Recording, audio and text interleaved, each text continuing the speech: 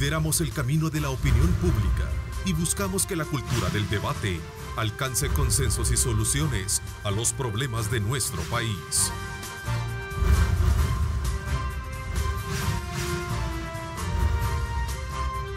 Diálogo con Ernesto López. Hola, ¿qué tal amigos televidentes? ¿Cómo están? Qué placer enorme saludarles a ustedes. Gracias por sintonizarnos a esta hora de la mañana. Como siempre, agradecemos a Dios Todopoderoso por darnos ese privilegio de poder ingresar hasta la intimidad de sus hogares. No solo en nuestro país, sino que también más allá de nuestra frontera. Saludos muy cordiales a todos nuestros compatriotas salvadoreños que nos están sintonizando a través de Megavisión Go, la aplicación fácil e inmediata que usted tiene a través de su teléfono móvil y puede desde luego sintonizarnos en cualquier lugar del mundo. Así es que desde ya, gracias por estar con nosotros. Esta mañana de lunes iniciamos las actividades con mucho entusiasmo, con mucha alegría, exhortándoles como siempre a que con gran esmero ustedes, confianza y fe puesta en Dios Todopoderoso, puedan cumplir también sus objetivos y sus metas para esta semana. En esta primera parte del programa aprovecharemos a hablar sobre el efecto de la creatividad productiva para un sector económico muy pero muy importante para nuestro país, como es la pequeña y mediana empresa. Quiero contarles que vamos a aprovechar también este tema, abordarlo con dos destacadas figuras que vamos a presentar y que se da en el marco de la realización en esta capital del tercer foro que patrocina la empresa de telefonía Tigo Business, el cual denomina Innovación y Grandes Ideas para Crecer. Quiero darle la más cordial bienvenida ya en este contacto directo con el conferencista internacional Ismael Cala, a quien le doy la más cordial bienvenida. Ismael, y también está ahí el CEO de Tigo El Salvador, Edgar Grande. A ambos quiero darles la más cordial bienvenida. Bueno, comenzaré entonces contigo, Ismael. ¿Cómo estás? Qué gusto saludarte.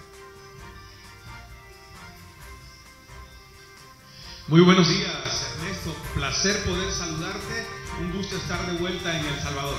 Qué bueno. Edgar, también buenos días. Bienvenidos a Diálogo con Ernesto López. Buenos días, Ernesto. Gracias por esta invitación. Realmente un privilegio estar por acá y saludos a todos los televidentes del Grupo Megavisión.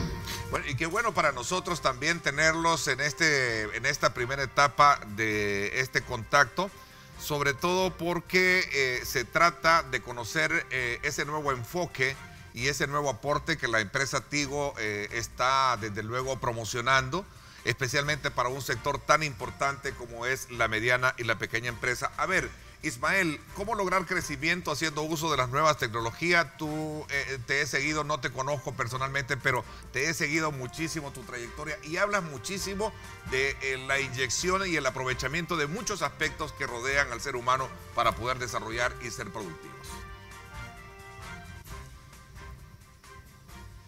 Sí, tienes mucha razón, Ernesto. En los últimos años, incluso todavía ejerciendo periodismo, ya yo me interesé por el tema de la disrupción tecnológica que hoy vivimos en el mundo, porque la propia tecnología que hemos creado y que nos ayuda, ¿verdad?, a tener una mejor calidad de vida, a estar más conectados con el mundo entero, al mismo tiempo está obviamente cambiando las reglas del mercado laboral. Entonces, este foro organizado por Tigo Business a mí me da realmente muchísima esperanza porque trae conocimientos, trae protocolos, trae información, trae herramientas a esos emprendedores que a veces necesitan un empujoncito, que se confíe en ellos. Yo creo que el tema de la innovación y la creatividad es muy importante porque hay mucha gente que habla de emprendimientos y cree que el emprendimiento es: tengo una gran idea, lo intenté una vez, me salió y soy exitoso. Y yo siempre digo que aún en Silicon Valley, que tuve la oportunidad de estudiar allí en Singularity University, en Silicon Valley la gente nos decía: en el mundo este valle es conocido por los grandes descubrimientos y las grandes empresas de tecnología. Lo que no saben es que esto es el gran cementerio de ideas e intentos. O sea, por cada historia de éxito ha habido 100 historias o más de aprendizaje. Y yo creo que en la psicología del emprendimiento, para que la pequeña y la mediana empresa se fortalezcan en un país, Ahí está la clave, de que la gente no tire la toalla, de que tengan las herramientas, de que conozcan un poco más también del uso de la tecnología, porque hoy cualquier negocio necesita un soporte tecnológico. Y por lo que yo estoy viendo en el programa del foro, la gente va a salir transformada cuando termine esta jornada. A ver, liderazgo mindful exponencial, en eso versa tu exposición, tu conferencia, la cual vas a impartir este día a ese conglomerado, Ismael.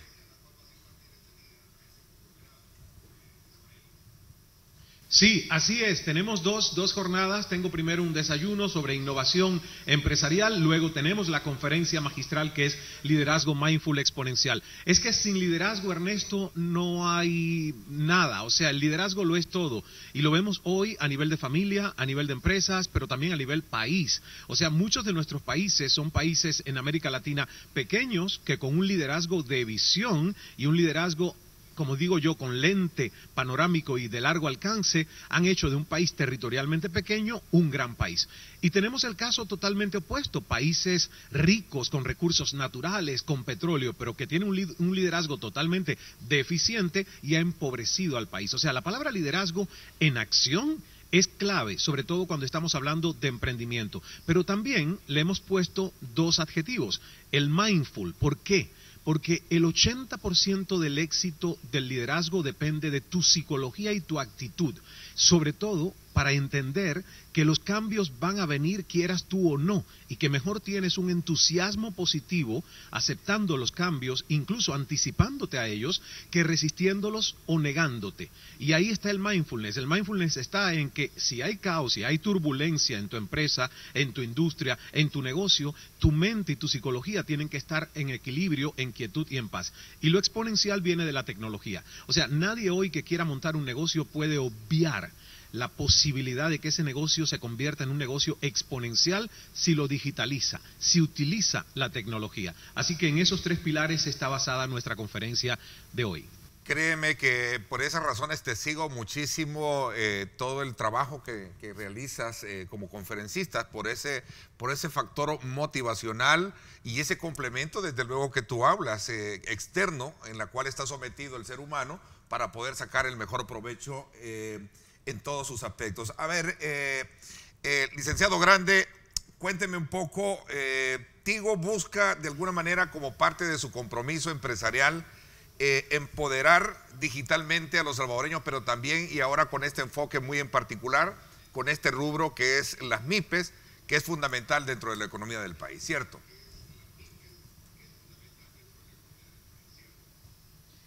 Así es, Ernesto. Para nosotros en Tigo nuestro propósito es construir autopistas digitales y en ese proceso mejorar la calidad de vida de las personas y las comunidades. En ese sentido, a través de Tigo Business nos reafirmamos como aliado estratégico de la pequeña y mediana empresa, que si lo vemos en nuestro país, la pequeña y mediana empresa es el motor de crecimiento económico y es una de las fuentes más importantes de generación de empleo. Y a través de las construcciones de autopistas digitales, lo que estamos haciendo es, este día, poniendo a disposición, compartiendo la tecnología, los conocimientos, como ya mencionaba Ismael, para que todas estas empresas tengan las herramientas necesarias para que sus ideas puedan tener mayores probabilidades de éxito. Pero va más allá de eso también, y es cómo nos aseguramos de crear una plataforma sostenible de desarrollo a largo plazo que a través de la tecnología, el liderazgo y una plataforma de desarrollo permita que la pequeña y mediana empresa tome aún más relevancia en el país. Y para nosotros en Tigo, esa es una de las razones de ser. De hecho, este es nuestro tercer foro.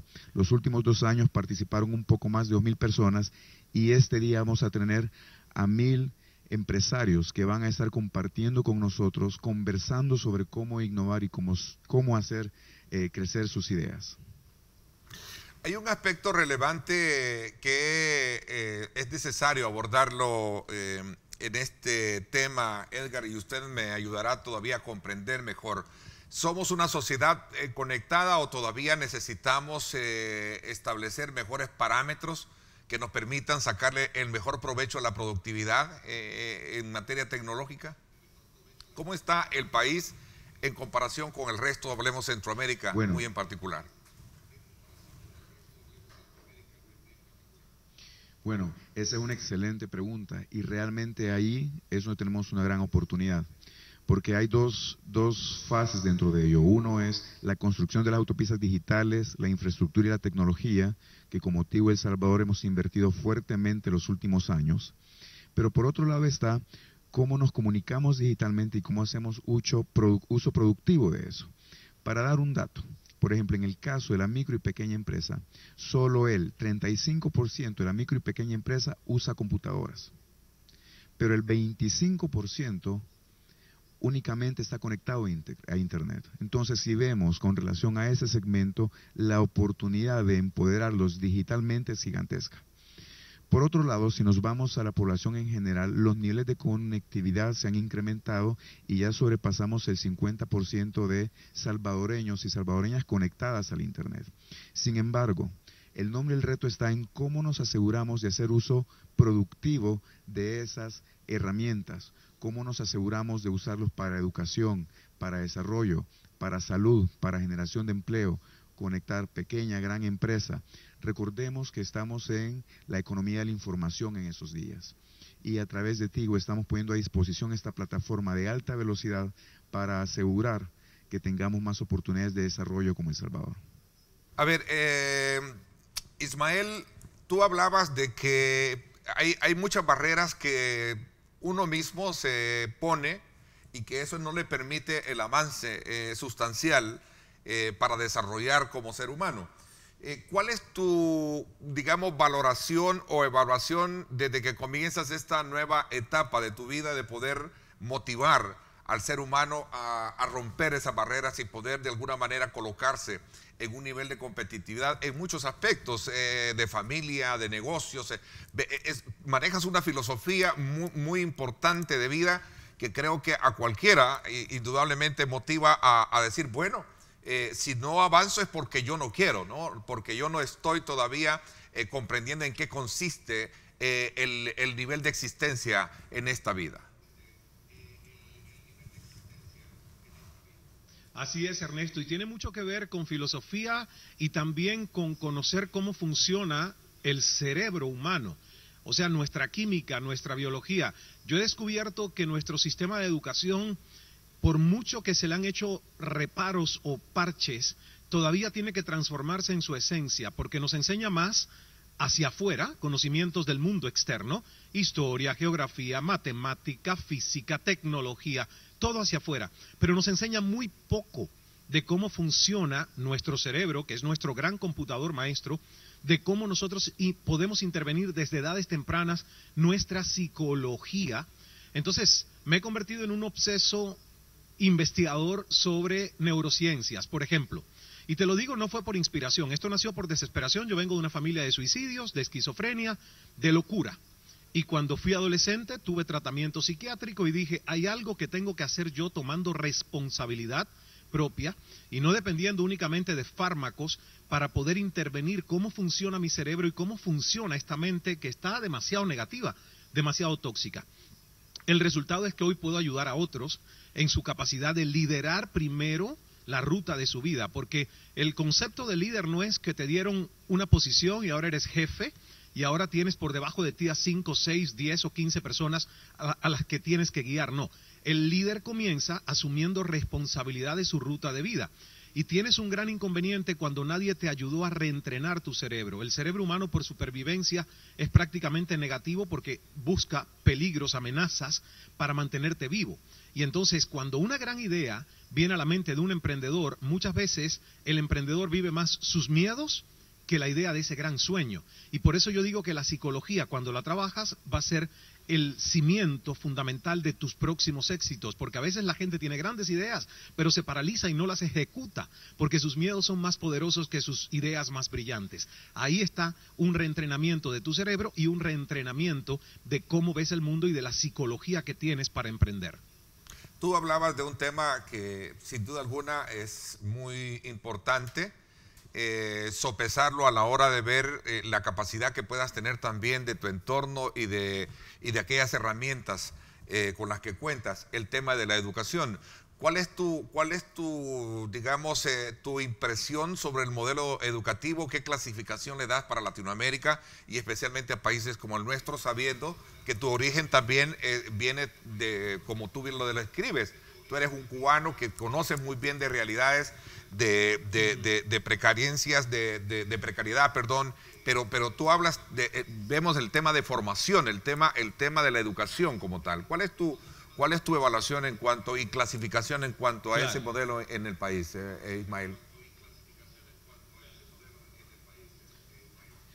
Yo siento, Ernesto, que esto no es que nadie lo quiso hacer de verdad con ninguna mala intención. Es que nuestro sistema de educación es un sistema arcaico. El sistema de educación con el que nosotros estamos educando a los niños incluso de hoy, salvo el incluirles computación y tecnología y robótica, que ya muchas escuelas lo tienen, ¿verdad? Y eso yo no lo tuve cuando era niño, pero salvo ese pequeño, digamos, elemento que se ha agregado, que es el elemento tecnológico, y con mucha razón, porque hoy todos necesitamos conocer de tecnología, nunca se tuvo los instrumentos para medir cómo funcionaba el cerebro, hasta hace muy pocas décadas que esto comenzó a ser un conocimiento científico. Entonces no existía este conocimiento, por lo tanto no se enseñaba.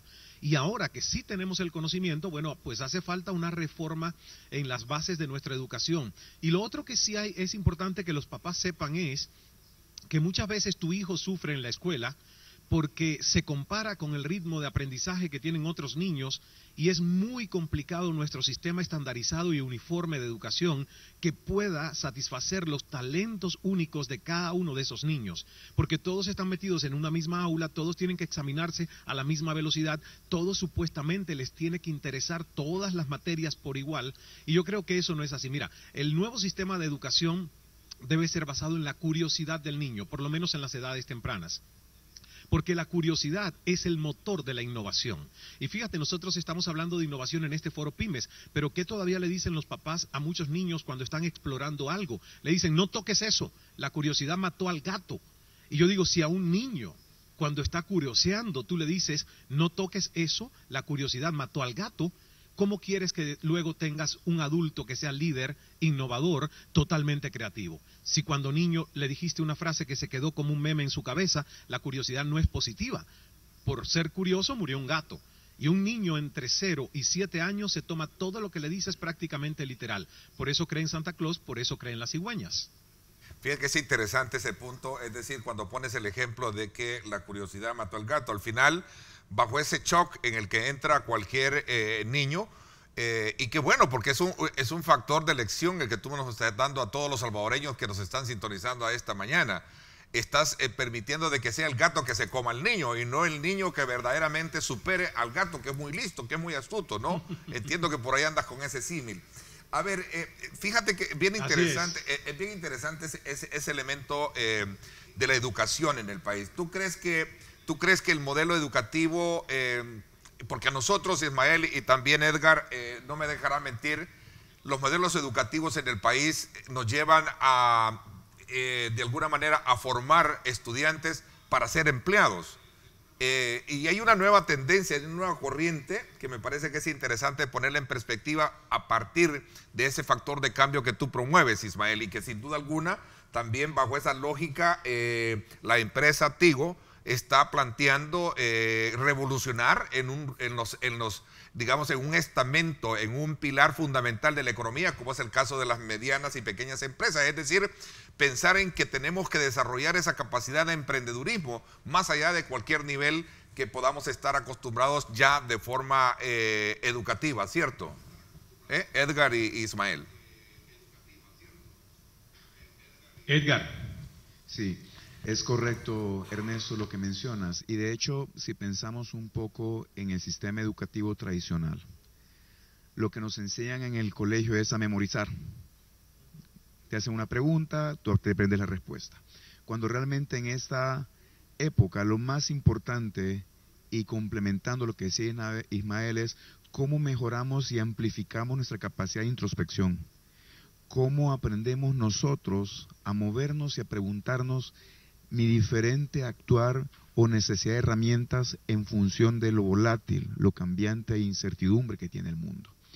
Realmente la velocidad del cambio ahora es algo inherente a nuestra realidad y es algo que lo viven nuestros hijos, lo vivimos nosotros.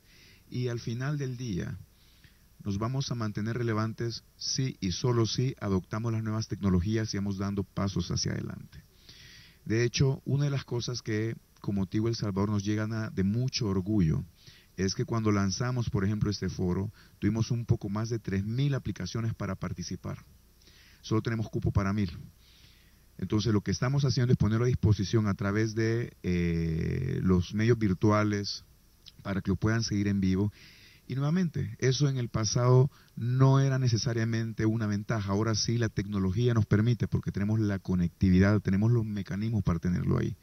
Pero la gran diferencia va a ser la decisión de, en este caso, un ser humano, una persona, decir, yo quiero generar el cambio, quiero dar ese siguiente paso y usar la tecnología para crecer y desarrollarme.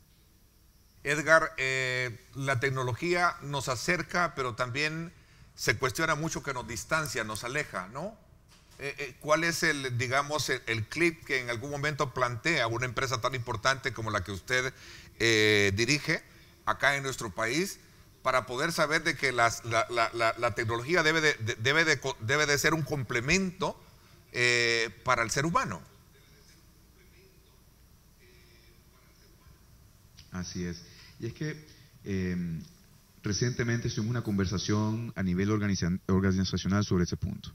Por ejemplo, cuando yo crecí, mis puntos de interacción eran mientras yo salía a jugar fútbol, mientras salía a la comunidad a andar corriendo, explorando el bosque, subiéndome a árboles. Ahora la interacción se da en el espacio cibernético en información. Y algo que tenemos que aprender nosotros en esos días en la sociedad es cómo creamos un ambiente seguro de conexión y de uso responsable de esa información. Nosotros no podemos decirle a nuestros hijos no conectes, no navegues, porque le estamos diciendo prácticamente desconéctate del mundo. Sin embargo, compañías como las nuestras estamos trabajando fuertemente, uno, en proyectos de cierre de brecha digital. Por ejemplo, tenemos un programa que se llama Mujeres Empoderadas. En países como los nuestros, los hombres navegan más que las mujeres. Entonces estamos trabajando en empoderar a mujeres para asegurar que tengan herramientas de conectividad y uso productivo de ellos. Pero por otro lado, tenemos programas de prevención de seguridad infantil cibernética. ¿Eso qué tiene que ver? En cuanto a que cada vez que un niño entre a la red, de alguna forma esté en un ambiente seguro. Y el llamado el día hoy, en estos tiempos actuales, es que nos aseguremos que así como cuando le decíamos a un niño, o nos decían a nosotros, no hables con extraños, mira, ten cuidado cuando sales a la calle, observa las diferentes llamadas de precaución, lo mismo existe en el mundo virtual. Y lo importante es cómo nosotros creamos esas plataformas y le damos esas herramientas a las nuevas generaciones para que saquemos el mayor provecho de la tecnología, porque hacia allá va el mundo. Y adicionalmente, cómo a través del uso de la tecnología mejoramos la calidad de las interacciones humanas. No podemos de alguna forma negar la evolución que como humanidad estamos teniendo, no podemos negar la velocidad con que estamos absorbiendo la información en estos tiempos presentes. Y creo que hacia allá va el nombre del reto. ¿Cómo? Y en nuestro caso, como te digo, trabajamos en plataformas para, uno, educar, empoderar digitalmente y crear ambientes seguros para los usuarios de la tecnología. A ver, Ismael, este es un elemento bien importante y te voy a hacer esta pregunta porque tú hablas mucho de la importancia que tiene la familia, las amistades, el cariño y el amor que debe de llenarse el ser humano. Y tiene que ver precisamente con el tema del uso de redes. Las redes sociales son mal llamadas redes sociales, deberían de ser redes más para negocios o ¿cómo tú ves este factor de distancia que crean a veces y que está impactando socialmente el tema de las redes sociales? ¿Cuál es tu análisis a ese punto en particular? Es una pregunta bien interesante, Ernesto, porque el uso de las redes sociales y la tecnología ha cambiado refranes clásicos, antiquísimos, como ese refrán que decía, dime con quién andas y te diré quién eres. Y hoy yo le hice una versión que es, dime a quién sigues y te diré quién eres. Porque los psicólogos dicen que cada ser humano es el promedio de las 5 personas con las que pasa más tiempo. porque son esas 5 personas las que te hacen las invitaciones, las que conversan y monopolizan, digamos, tu cerebro y tu tiempo, ¿verdad? 5 personas. Pero es que hoy esas 5 personas más cercanas a un ser humano no necesariamente son personas que están físicamente a tu lado. Porque hoy ese teléfono monopoliza un gran % de nuestro tiempo. De hecho, hay gente que no sigue el récord, pero si tú instalas, digamos, alguna aplicación, como acabo yo de instalar una, que me dice cuánto tiempo de pantalla pasé durante el día con mi teléfono, te vas a dar cuenta esa cantidad de minutos que uno tiene en la interacción virtual a través de la tecnología, que ya es real, no es únicamente virtual. Entonces, hoy la gente tiene que estar muy atenta porque nosotros somos seres muy susceptibles a ser, digamos, influenciados por tendencias sociales. Y si tú hoy sigues en tus redes sociales a personas que cierto tipo de tendencia te están nada más, digamos, hablando de qué te vas a poner y dónde vas a ir y todo es superficial, uno no se da cuenta, pero hacia ahí va tu cerebro. Empleas una gran parte del tiempo siguiendo a personas que no aportan nada sustancioso a tu vida. Y por eso yo en algunas de las conferencias le digo a las personas, oye, si tú me das tu teléfono, yo puedo hacer un perfil psicológico de quién eres. Porque en tu teléfono están tus prioridades. En ese aparatito están esas aplicaciones que tú entiendes que son las que debes tener, cuando hay a lo mejor muchas otras que a lo mejor has ignorado. Porque esa tecnología no es ni buena ni mala, es extraordinaria al fin, pero depende de ti, de tus decisiones, de tus prioridades, que las uses para tu crecimiento o para tu entretenimiento. Y generalmente las personas buscan más entretenimiento en su teléfono y no crecimiento, cuando es una herramienta de crecimiento. Hay aplicaciones de cursos que muchos son gratis, incluso no necesitas pagar por ellos. Entonces, y puedes seguir además a líderes que sí van a traer mensajes positivos a tu vida y no solo la familia Kim Kardashian. Entonces, es una decisión de cada persona, pero sí la gente tiene que estar consciente de que ese aparatito, ¿verdad?, que Tigo Business provee, es un aparatito que puede ser un elemento importantísimo para tu desarrollo como líder, o por el contrario, si lo usas mal, puede ser un arma de distracción masiva. Ismael, tú eres, en honor al tiempo, tú eres, y en esta primera etapa de mi programa esta mañana, tú eres un influencer muy importante para el mundo, para Latinoamérica. ¿Qué mensaje puedes a todos aquellos salvadoreños que nos están sintonizando en esta mañana? ¿Qué mensaje puedes dejarle y exhortarles, sobre todo sabiendo de que como sociedad tenemos grandes desafíos en muchos aspectos? ¿Cómo ves Latinoamérica y cómo ves El Salvador para poder superar todas esas cosas?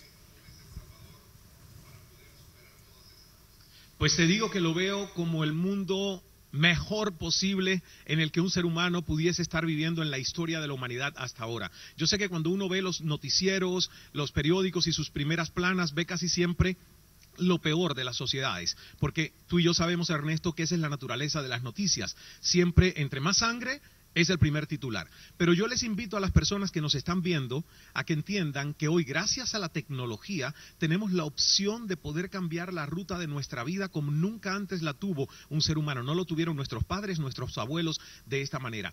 Usa la tecnología para conectarte con el mundo y para crecer y hacer tu propia ruta de vida.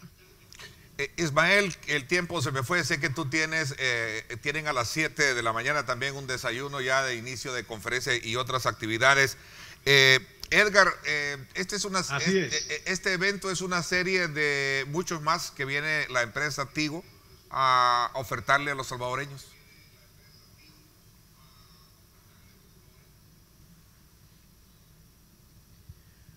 Así es, Ernesto. Este es el evento más importante del año.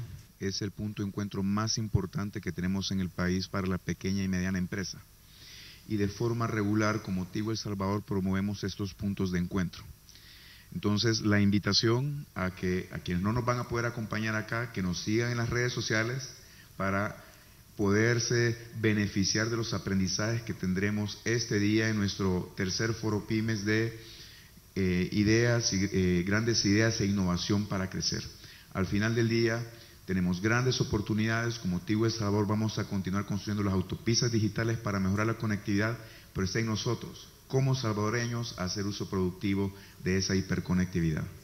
Bueno, gracias Edgar Grande, CEO de Tigo El Salvador. También a ti, Ismael, te agradezco muchísimo que nos hayan permitido este espacio de preámbulo. Muchas gracias. Para entrar con este factor de motivación muy fuerte. Yo creo que es importante resaltar, y siempre lo he dicho todos los días lunes al inicio de la semana, arranquemos con pie derecho, ¿no? Las situaciones no son fáciles, pero también se vuelven mucho más complicadas cuando las barreras, como tú dices, Ismael, se las pone uno mismo, ¿cierto?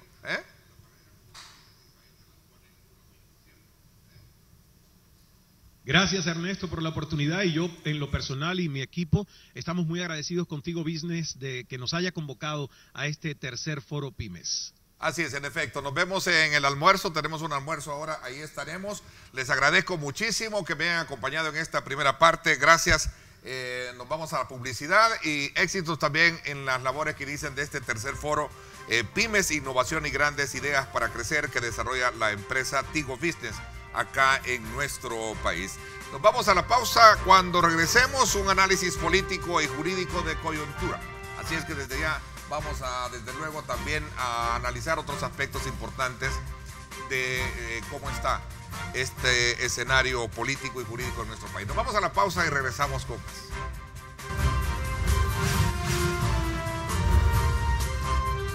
Diálogo con Ernesto López. Estás viendo Diálogo con Ernesto López.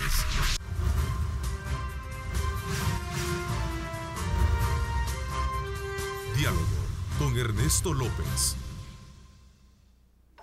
Envía y recibe dinero con MoneyGram. Tu dinero llega a más de 200 países de manera fácil, rápida y confiable.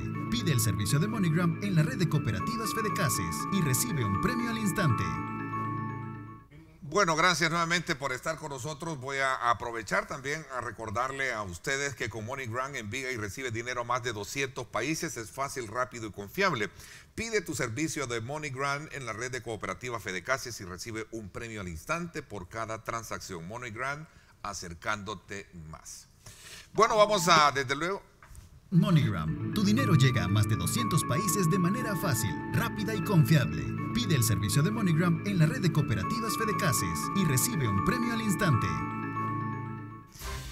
Bueno, vamos a continuar con Diálogo con Ernesto López en este lunes 29 de octubre. En esta segunda parte del programa me acompañan conocedores de temas de país, especialmente en materia jurídica, en materia política. Quiero saludar cordialmente al ex magistrado de la Sala de lo Constitucional, el doctor Rodolfo González. Bienvenido, gracias por acompañarnos. Muchas gracias por la invitación.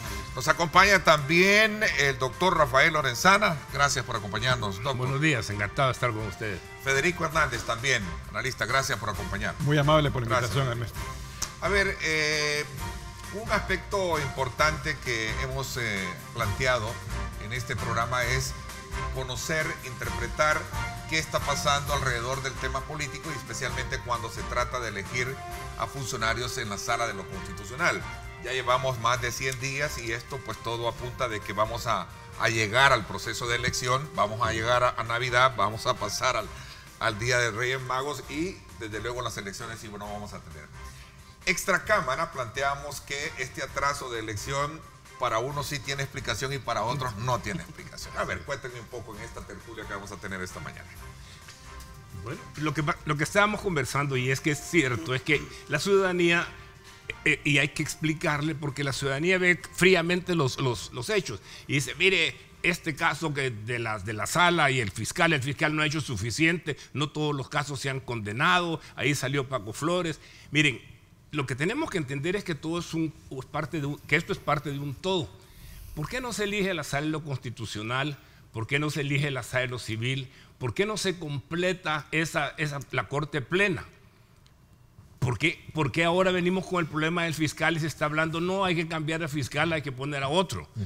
Todo es parte de un entramado que es lo que tiene molesta a la gente, que no queremos ir a votar o queremos votar por cualquier otro que no sean los tradicionales, porque nos sentimos frustrados por un factor importante, la corrupción.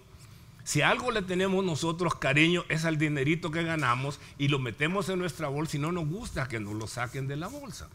Entonces, cuando vemos nosotros y entendemos como ciudadanos que el fiscal ha hecho una excelente labor, mejor que la que ningún fiscal anterior haya hecho, con pocos recursos. Porque aquí se dieron 4% de las llamadas telefónicas para seguridad, pero al fiscal lo que le hicieron fueron el suelto, el cambio le dieron al fiscal y no le dieron para trabajar. Ambos hemos tenido apoyo de la cooperación internacional, es cierto, pero el fiscal, como ninguno antes en el pasado, ha hecho un gran trabajo. Ahora, ¿por qué viene el problema? Es que ¿a dónde van a terminar? Han muerto un montón de casos que el fiscal, que dice la gente, es que salieron libres, pero lo cargaron en la sala de lo civil. Cuando ya pasaron todo el proceso judicial, fueron a terminar allá. ¿Qué sucede? Esta gente no solo, y no voy a decir que todos los jueces se van a vender, pero los jueces son seres humanos y cuando hace el proceso como judicial, como se hace en El Salvador y en muchos países del mundo, pero en El Salvador, los jueces están expuestos a presiones de estos que son algunos, son capos, que tienen una organización de narcotraficantes o una organización de guardaespaldas seria que amenazan a los jueces, o bien, en algunos casos, porque también hay que se sabe, claro, los jueces los compran. Entonces, veamos nosotros, que tratemos de explicarle a la gente cómo funciona esto para que entiendan y hagan su propio juicio y vean que realmente el fiscal ha hecho un trabajo y la asamblea no está haciendo su trabajo. Bueno, al hablar del fiscal es que la elección prácticamente cae encima del atraso que esto, entonces de alguna manera predice que esto también va a ser por ahí viene otro atraso como tal. A ver, el resto, ¿qué opinión tiene a manera introductoria de lo que vamos a conversar esta mañana en el programa? Estamos, Ernesto, ante una problemática de 3 meses y medio casi sin sala de lo constitucional y sin que se complete la integración de Corte Plena. Y casi se está sumando ya, en cuestión de 3 días estamos en noviembre, y casi se está sumando ya la elección del fiscal general de la República. ¿Cuál es el denominador común? La institucionalidad. La institucionalidad que más de una vez hemos dicho no da de comer, pero ayuda, como decía el doctor Lorenzana, a evitar a que lo que me va a servir a mí para mi vida cotidiana, mi seguridad, que no haya corrupción, eso sí lo puede combatir la institucionalidad, Corte de Cuentas, Tribunal de Ética Gubernamental, la Corte Suprema de Justicia con probidad, la Sala de lo Constitucional controlando los actos, las arbitrariedades que se cometen en todos los órganos del Estado, y el Fiscal General de la República combatiendo este tipo de conductas. Se le va complicando más la situación a la Asamblea Legislativa, porque ha permitido que se le sumen las 2 elecciones importantes con un plazo constitucional que ya está corriendo también y ya se le fue casi un mes, que es la aprobación del presupuesto general de la República. Otro elemento. Motivo de preocupación de qué va a resultar de todo esto. La broma que hacíamos recién antes de entrar es, bueno, no saben lo que está pasando o sí saben muy bien en la Asamblea lo que está en juego y también lo saben de lo que está en juego, que por eso están retrasando para que no cometan el error que dijeron con la sala que yo integré, el error que dijeron haber cometido al elegir a Douglas Meléndez como fiscal general, que no les vuelva a suceder, para que no se vuelvan a dar casos de combate a la corrupción como de manera muy intensa tuvimos 2015-2016.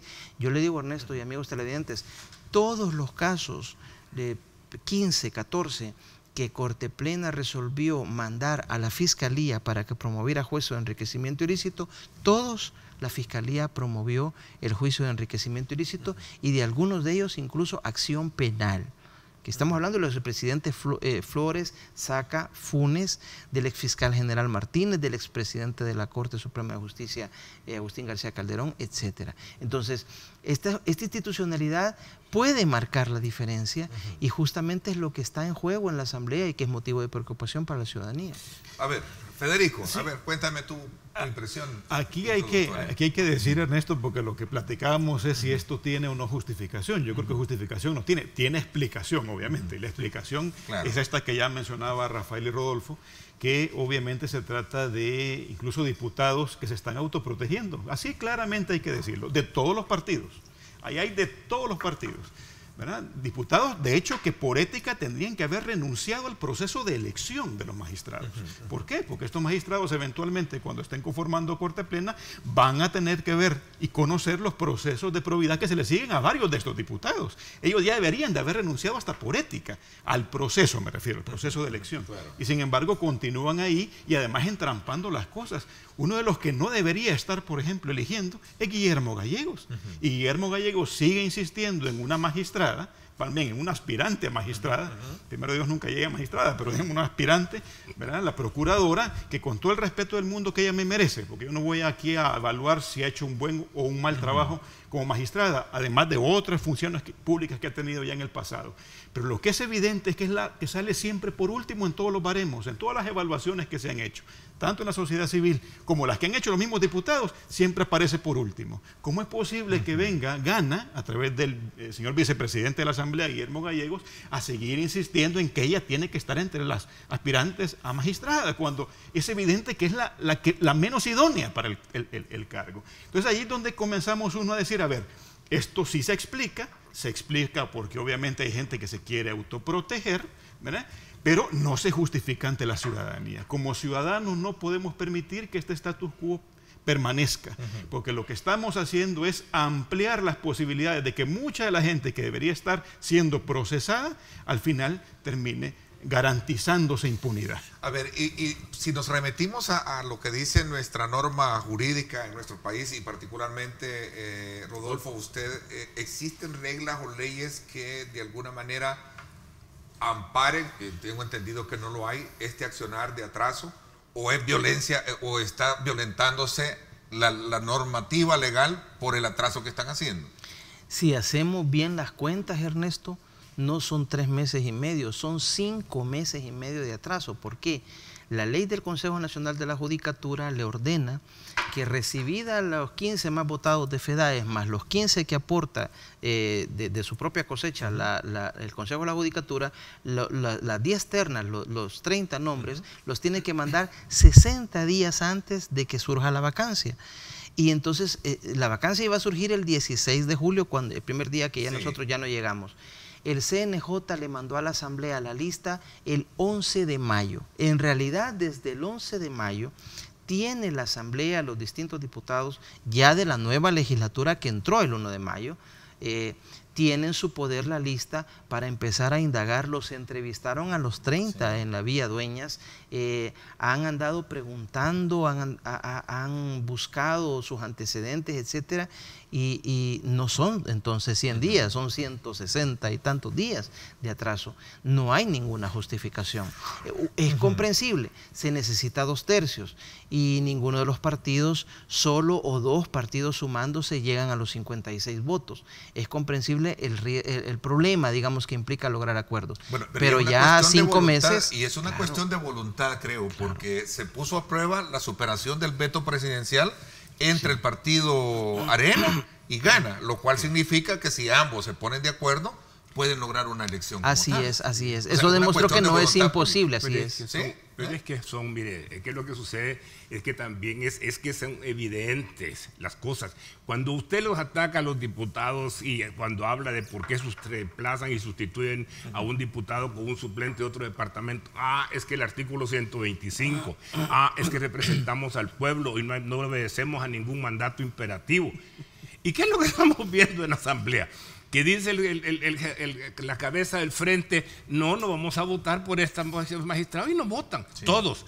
¿Cómo se les salieron, como usted acaba de mencionar, y decimos es salvadoreño del canasto, estos diputados, ¿cómo se les salieron? para poder a eso? Obviamente tuvieron presiones muy importantes de fuera que los hicieron cambiar, y que los hicieron cambiar relativamente, porque fue una cosa calculada.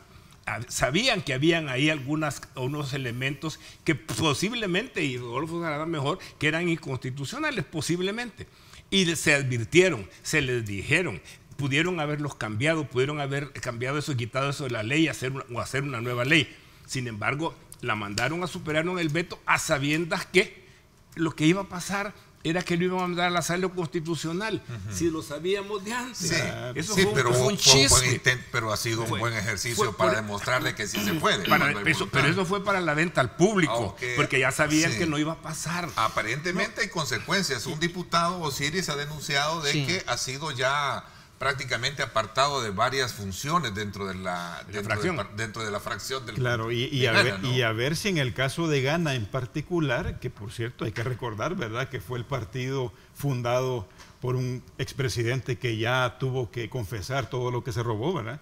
Ese mismo partido, a lo mejor esto pudo haber sido también una carta de presentación diciendo, ojo, oficialismo, fíjate lo que te podemos hacer, cuidadito con que nos estés votando la posibilidad de llevar a la magistrada que queremos. Es que todas estas cosas son políticas y lamentablemente así se manejan. Ernesto, ayer tuvimos oportunidad de estar velando a nuestro buen amigo Arnoldo Jiménez, director ejecutivo de ANEP. Expreso mi condolencias, aprovecho para su familia también. Y lo mismo, aprovecho tu programa, Ernesto, para expresar mi más sentido pésame a su familia y a todos los de Aliados por la Democracia, porque Arnoldo fue un fundador de Aliados por la Democracia que nace entre el año 2011 y 2012 con aquel tristemente célebre decreto 743, que lo que buscaba era amarrarle las manos a la Sala de lo Constitucional para que no pudiera ser activa, digamos, en su labor constitucional. Esto es peor que lo del 743.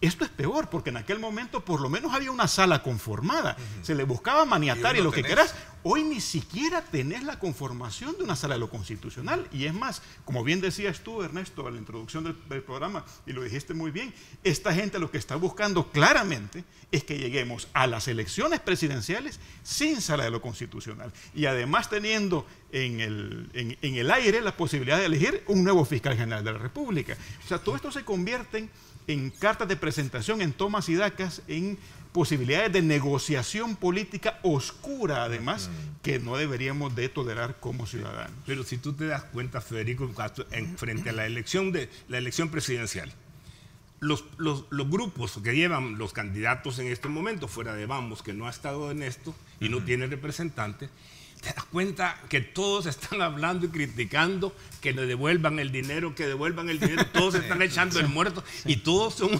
perdonen, pero es que son sinvergüenza. Están ahí en la asamblea y nos dan los votos precisamente para estarse protegiendo de los actos de corrupción del pasado y los que piensan hacer. Es más, fíjate que y mira, Rafael, tenés tanta razón que yo incluso iría más lejos.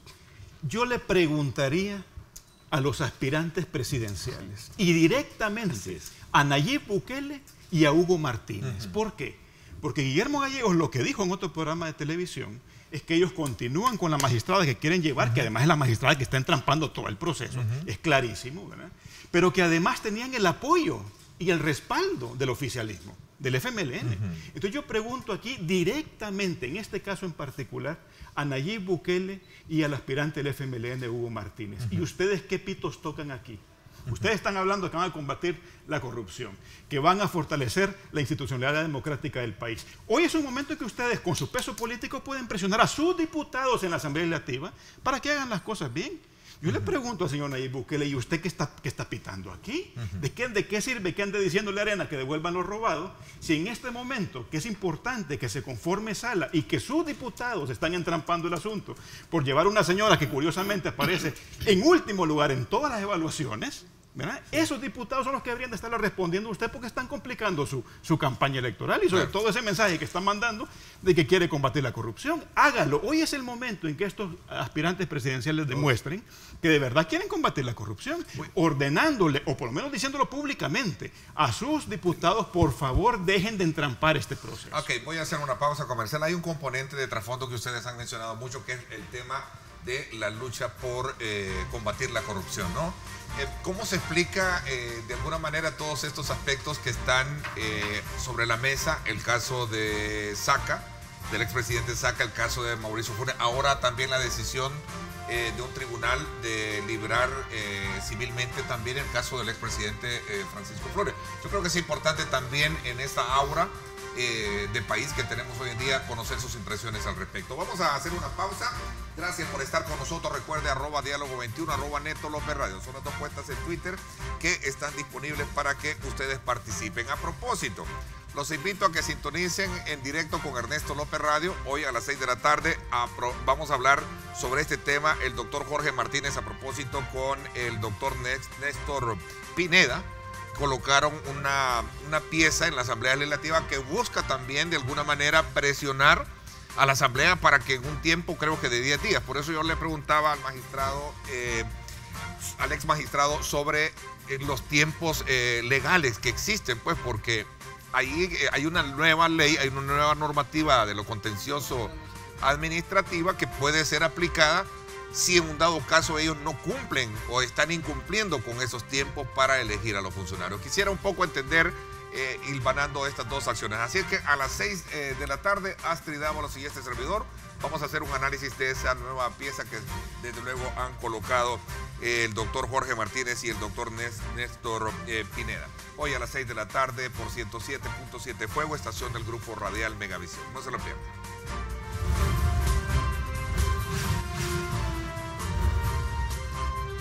Diálogo con Ernesto López.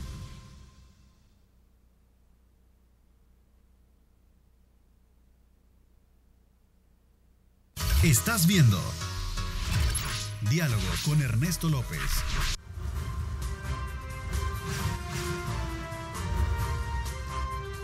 Diálogo con Ernesto López.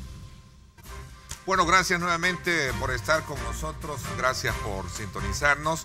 Acá en nuestros estudios nos acompañan Rodolfo González, ex magistrado de la Sala de lo Constitucional, Federico Hernández y también el doctor Rafael Lorenzana, haciendo un análisis sobre el actual atraso que tiene este proceso de elección de magistrados en la Sala de lo Constitucional, lo que viene por delante ya, que es también la discusión alrededor de la elección del nuevo fiscal general de la República. En este caso también estar un poco a la espera de que Douglas ha dicho que tiene hasta el 5 para tomar esa decisión de buscar la reelección o no. Y sobre todo también que estamos prácticamente a las puertas de un proceso de elección presidencial y que todo apunta que lo que se busca con todo este atraso es llegar hasta esa fecha. ¿Por qué razón? Hay muchos aspectos que se manejan en ese ajedrez político que es el que estamos hablando. Sí. Uno, primero es tratar la manera de parar cualquier indagación o investigación de carácter de transparencia o de anticorrupción, ¿no? Claro. Que ese es un elemento bien importante. A ver, quiero sumar a esto y aprovechando la presencia de ustedes, el Tribunal Quinto de Sentencia de San Salvador absolvió de la responsabilidad civil al expresidente fallecido Francisco Flores y a quien la Fiscalía General de la República pedía que respondiera por 15 millones de dólares que le fueron donados por Taiwán. ¿Cómo encaja esto dentro de esa visión de salvadoreños que quieren que en el país verdaderamente haya justicia en esta materia, doctor? Hay que decir, Ernesto, que cuando Roberto Rubio y Roberto Burgos le pidieron al Instituto de Acceso a finales de 2015 que ordenara a la Corte Suprema de Justicia a terminar de tramitar las auditorías, el examen de las declaraciones de probidad de los últimos 3 presidentes, Flores, Saca y Funes, el Instituto de Acceso lo ordenó. Corte Plena revisó que en ese caso había una norma constitucional incumplida y dijo, bueno, vamos adelante. Y en los primeros meses del año 2016, respecto de los 3 casos, se enviaron 2 a juicio de enriquecimiento ilícito, el señor Saca y el señor Funes, y respecto del expresidente Flores, que ya estaba fallecido cuando se tomó la decisión, se le mandó al fiscal para que analizara si él veía pertinente ejercer la acción de extinción de dominio. Douglas Meléndez ejerció la acción de extinción de dominio respecto de, con la ley que también fue impugnada y nosotros la avalamos, dijimos que no viola la Constitución, la ley de extinción de dominio, aplicando esa ley de forma muy enérgica con la cual lo ha aplicado en muchos otros casos, reclamando más de 150 millones de dólares que están por ahí entre una cantidad de funcionarios, casos de corrupción y casos de crimen organizado y de pandillas. Es decir, eso es una cantidad importante que pudiera ser recuperada con la ley de extinción de dominio. Se aplicó también en el caso del señor Francisco Flores y es lo que hasta ahora hemos venido a conocer, una resolución que entiendo que no es definitiva porque hay todavía un último recurso que tiene el fiscal general. Decía que hay carencia de prueba porque se han presentado documentos de la Embajada de Taiwán originales, pero que faltaba la formalidad que exige para que esto haga fe en el país. Esto para algunos sectores, y lo hemos escuchado a lo largo de esta decisión, es como algo premeditado, que es tratando la manera de ocultar esta situación de la Fiscalía. ¿Podrá, digamos, realmente caber esa idea? Alguna vez recuerdo que mencionó Douglas Meléndez que el caso de Francisco Flores ya lo encontró introducido a los tribunales por parte de la vía penal, quiero decir, por parte del anterior fiscal Luis Martínez.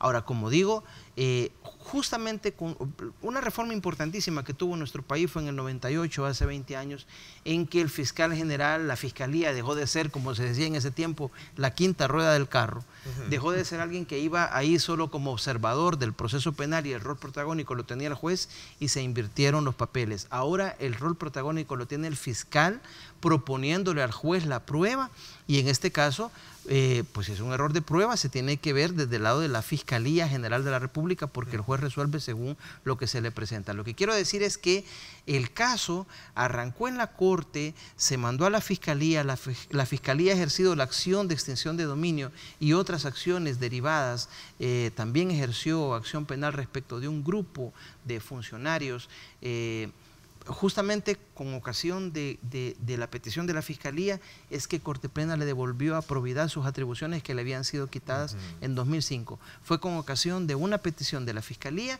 de investigar a una cantidad de funcionarios del gobierno de Francisco Flores. Es decir, ese componente de la corrupción que pudo haberse dado en ese caso también es parte del trabajo de la Fiscalía.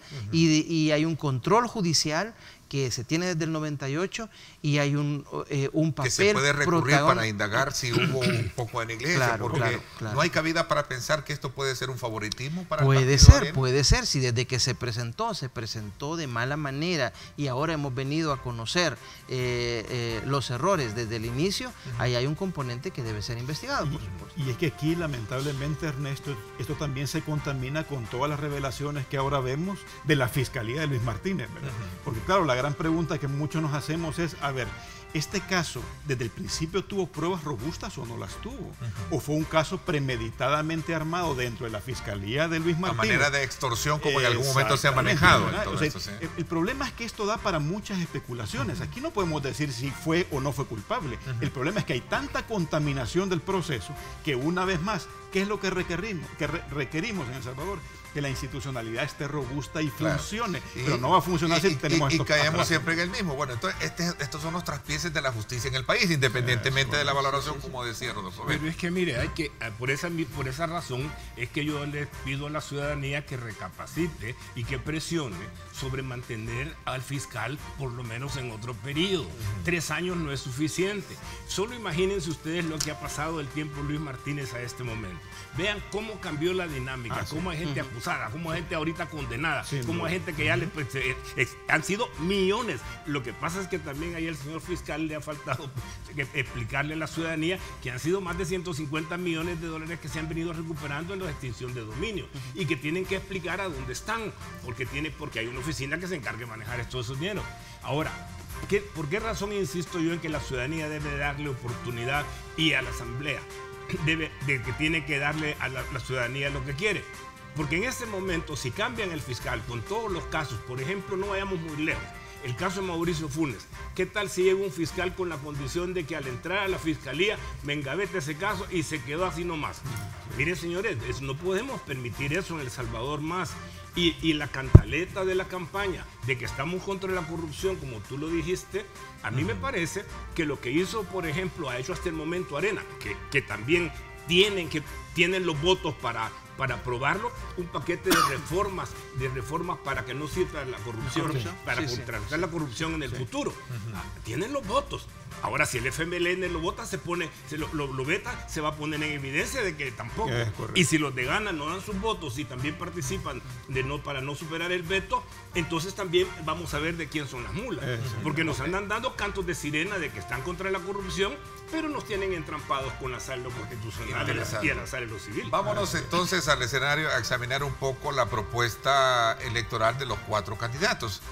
¿Qué es lo que ustedes pueden lograr? Ya se mencionaba de que debería de ser un preámbulo de posiciones positivas en esta materia, aquellos que en algún momento enarbolan banderas de luchar contra la corrupción, poniendo a prueba algún ejercicio hoy en día con este entrampamiento. Pero ¿qué es lo que podemos esperar?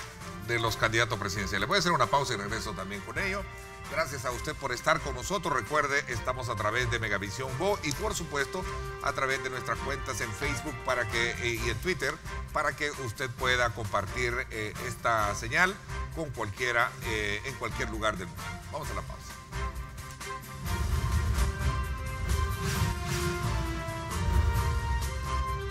Diálogo con Ernesto López. Estás viendo Diálogo con Ernesto López.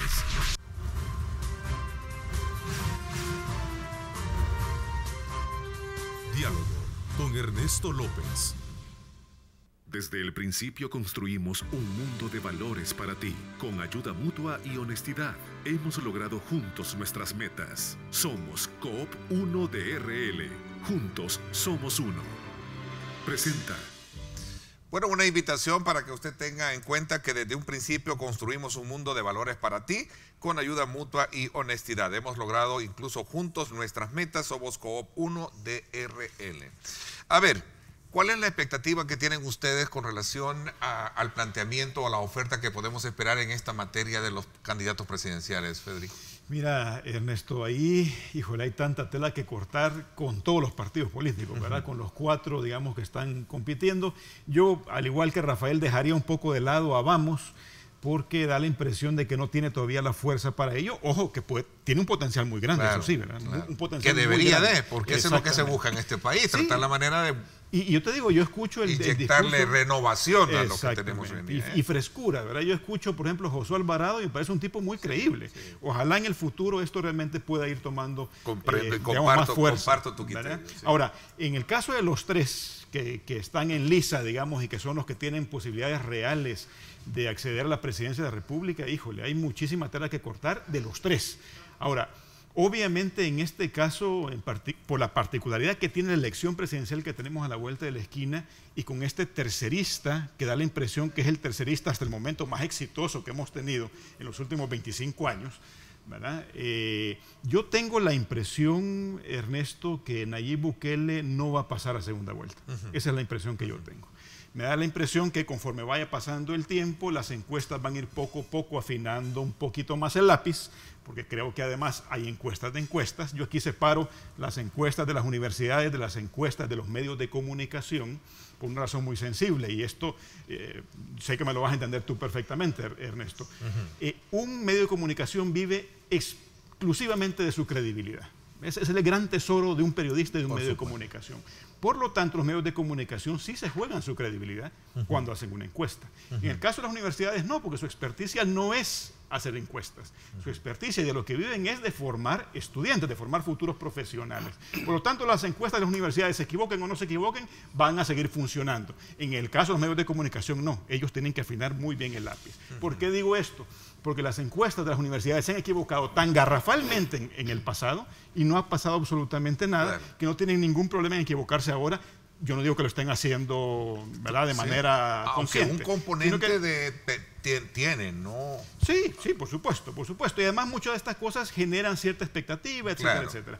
La impresión que yo tengo es que en la medida en que nos vayamos acercando poco a poco al evento electoral, van a ir todas las encuestas, todas, pero sobre todo las de los medios de comunicación, afinando el lápiz para ir poniendo las cosas en su justa dimensión. Recordemos que en el 2014 se hablaba del famoso triple empate también, ¿verdad? De que Norman Quijano, Tony Saki y Sánchez Serén estaban triplemente empatados, lo cual yo siempre dije un año y medio antes que era absurdo. Una votación con 6,000 votos de diferencia. ¿Verdad? O sea, yo creo que aquí es importante tener esta perspectiva histórica porque si no nos podemos equivocar. Ahora, a mí hay algo que lo que más me preocupa de Nayib Bukele no es tanto el tema de que si los procesos que tiene en lisa, que como bien decía también Rafael Lorenzana, hay bastante tela que cortar con respecto a lo que hizo o dejó de hacer en sus 2 alcaldías, ¿verdad? Pero más allá de eso, a mí lo que me preocupa es el carácter de un líder político. Eso es a mí lo que más me preocupa. O sea, el tema de la gobernabilidad, y te voy a explicar por qué, Ernesto.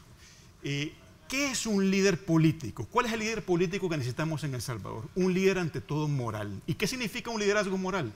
Un líder que es capaz de sofrenar a aquellos, incluso que están dentro de su misma agrupación, que no hacen las cosas como deben. ¿Por qué nosotros admiramos a Gandhi? ¿Por qué admiramos a Mandela? No porque Mandela estuviera 27 años preso, yo conozco gente que estuvo mucho más años preso que Mandela, porque sale de la cárcel y le dice a los sudafricanos negros, nosotros, aunque somos la mayoría y hemos sido aplastados, tenemos que perdonar a la minoría blanca. Por eso es que admiramos tanto a Mandela. En el caso de Gandhi igual, lo terminan matando en 1948 precisamente porque le dice a los de la India, los hindúes, no tenemos que pelearnos con los musulmanes, que después forman Pakistán, ¿verdad? Pero lo que voy es que lo que veo en un liderazgo como el de Nayib Bukele es que tiene un montón de seguidores, voy a poner las comillas, un montón de seguidores en redes sociales, que si yo hablo en contra de Nayib Bukele, empiezan desde insultos hasta calumnias, las peores barbaridades te dicen, ¿verdad? Obviamente todo esto pagado, no sé si por Nayib Bukele, pero pagado sin ninguna duda. Ahora, yo nunca he escuchado al señor Bukele diciéndole, mire señor, dejen de insultar. Sí, Federico Hernández lo que está haciendo es dando un argumento.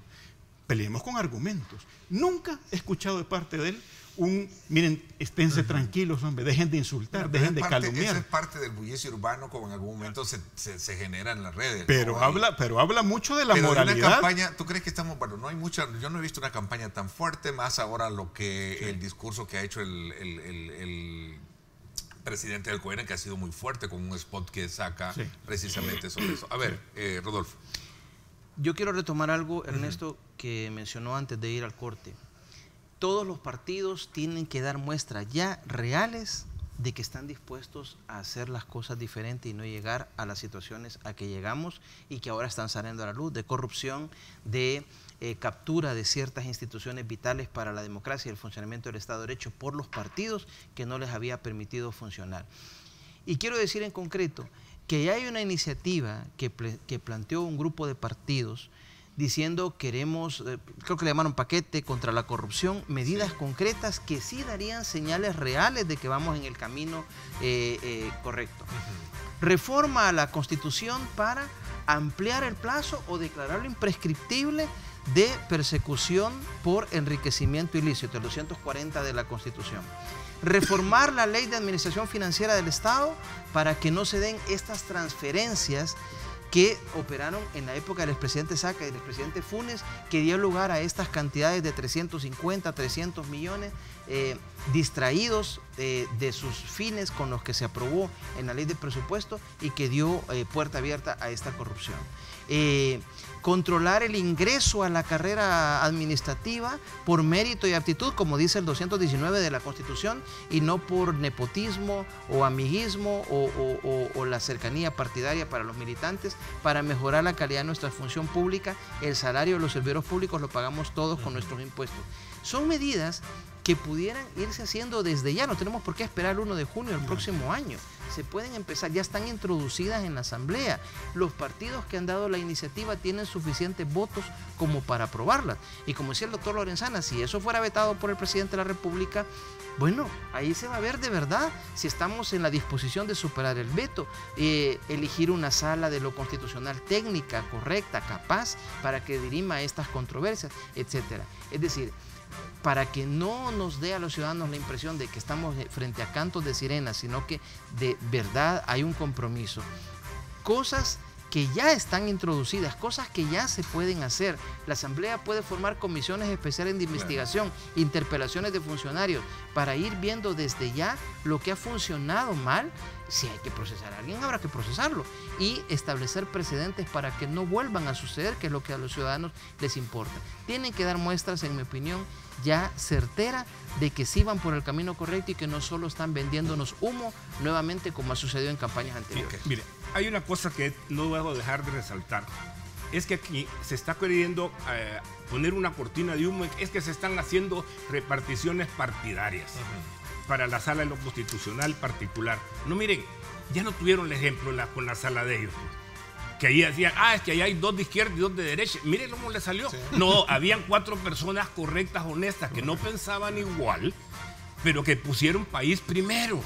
Y eso nos dio lo que ustedes, gracias, se lo doy a usted públicamente como se lo daría a todos sus compañeros. Gracias porque ustedes pusieron país primero. Entonces, no es importante que sea comunista de derecha o de izquierda. El orden político que necesitaba también. Y Rafael, que sea un parteaguas histórico, que nunca volvamos a lo que teníamos antes. Sí, sobre todo también en el tema de avanzar en el tema de los partidos políticos y la ley. Yo creo que se hizo no lo suficiente en términos, porque nunca lo habrá así, pero se hizo bastante. Ahí hay que cambiar, sí, pero hay que cambiar la ley de financiar los partidos políticos. Hay que no solo modificarla, sino que también hay que ponerle dientes para... Vamos a hacer una pausa y las conclusiones cuando volvamos. Gracias por sintonizarnos. Desde el principio construimos un mundo de valores para ti. Con ayuda mutua y honestidad, hemos logrado juntos nuestras metas. Somos Coop 1 de RL. Juntos somos uno. Presentó.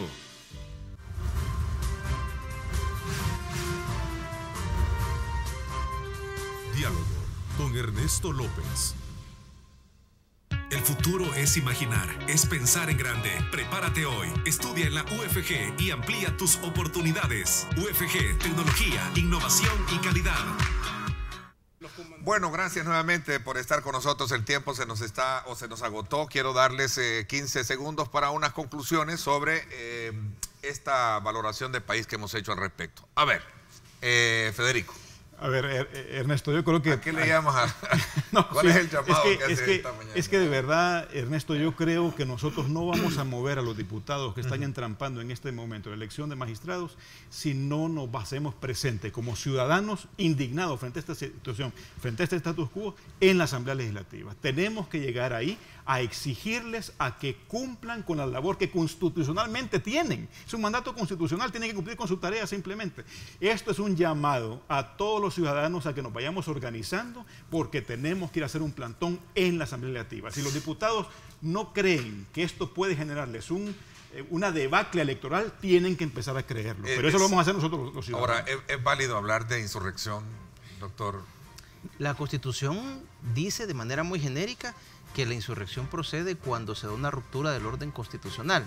Bueno, esta situación, no sé, pero esta situación tal como estaba planteada es una situación muy grave. Muy grave. Y yo sí ¿merece digo, más debate esto? Sí, porque por supuesto, este tema lo tocamos el viernes con nuestro panel. Yo creo que sí, es decir, porque hay que analizarlo. Sí. No tiene sala de lo constitucional. Mis derechos constitucionales, ¿quién me los defiende? Sí, claro.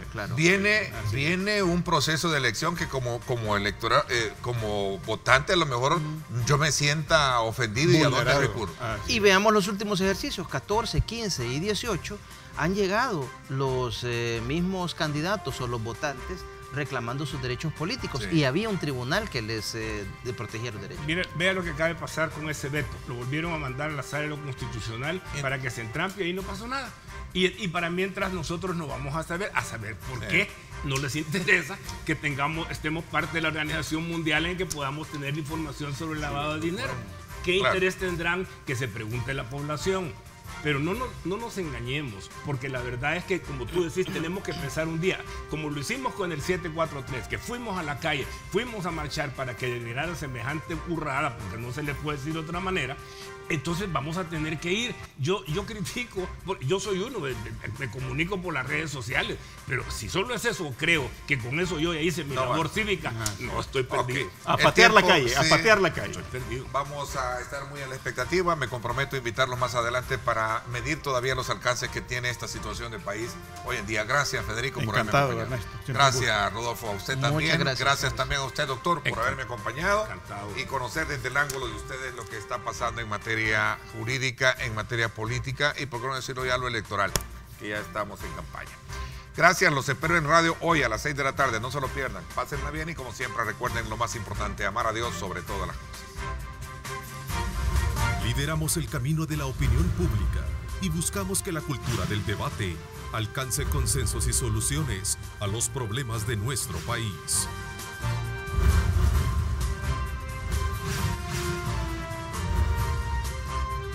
Diálogo con Ernesto López.